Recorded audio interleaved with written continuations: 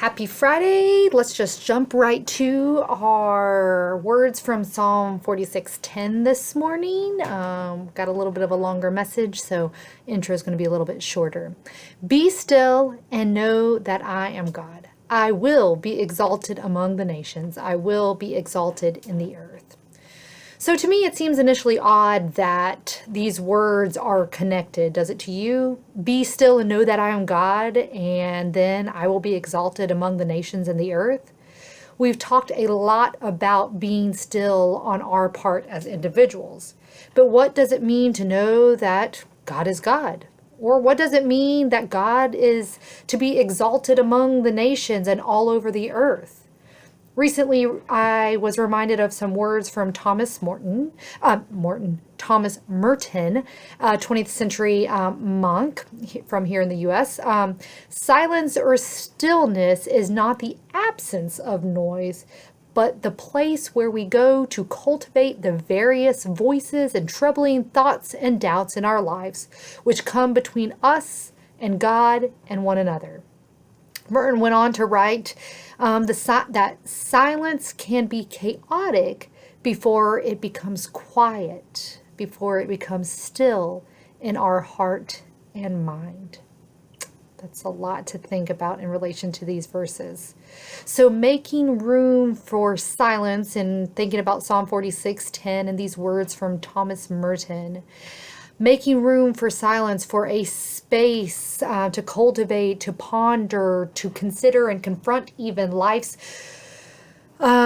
most puzzling questions, or trying to make sense of all that goes on in our world, is directly related to God's presence in not only our individual lives, but in our collective lives as people all around the world.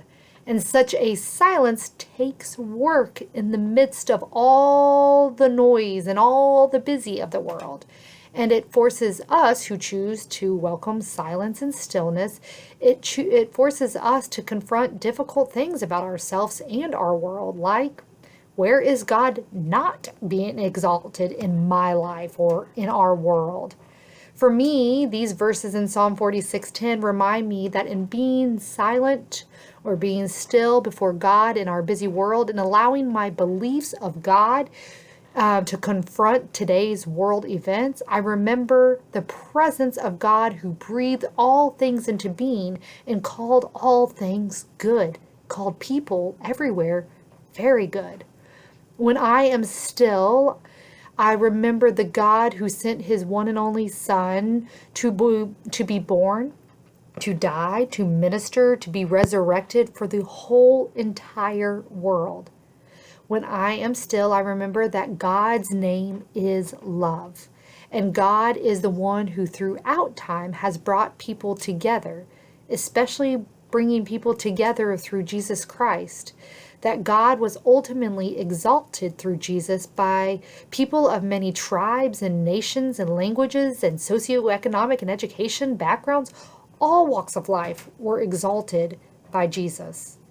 We live in a world that seeks to divide us, but in being still and welcoming that sacred silence, we remember that all around the world are one.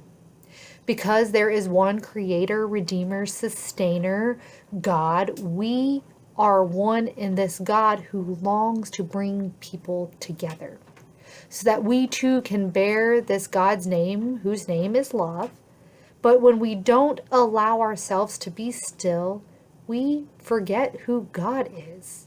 And instead, we buy into whatever the world, our very noisy world, says. And often what the world says does not exalt God, because the world tears us apart and divides us from one another by hate, by greed, by violence, and so many other things. When we are still, when we welcome a sacred silence, we remember who God is, and we allow God to be exalted in our lives and in every corner of this world. And when God is exalted everywhere, all people everywhere are exalted along with God, are lifted up with God. So don't let the world or anything else, any person, any ideology, any agenda, any political party, any fad or any whim or anything be greater than our God, who has created all things and calls this world good, calls it very good. Be still and know that I am God. I will be exalted among the nations. I will be exalted among the whole earth. I will see you tomorrow on Saturday.